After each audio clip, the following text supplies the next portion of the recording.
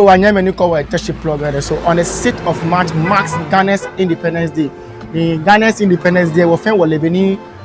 onupa eba huta ehawo ni mene won enjoy freedom no yo man she on the 6th of March ofen wo like ke afe celebration fe tagbeke mi ofen ba pe na ahye eko anyame ni wo yo Teshie plug ni ofen wo yo Teshie ni amike it neighboring community self wo like she any wala yele e kan aji Inside Out Pub ke onako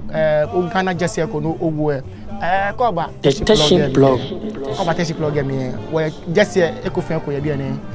Ghana jesse eko fen ko ye available ye Teshie plug mi chi obenga Teshie plug ni obana o Ghana jesse ko ni ball o domo mi ye Inside Out Pub ken ke ba Teshie on the 6th of March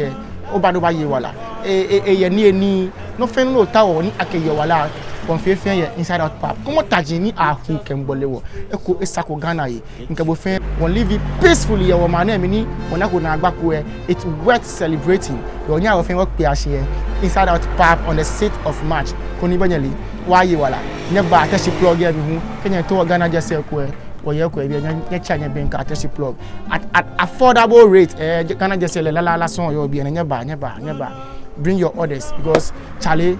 Inside Out Pub at Academy, soul of the city. Any man fair tree can the Inside Out Pub. Now watch our bank on the 6th of March. Bye.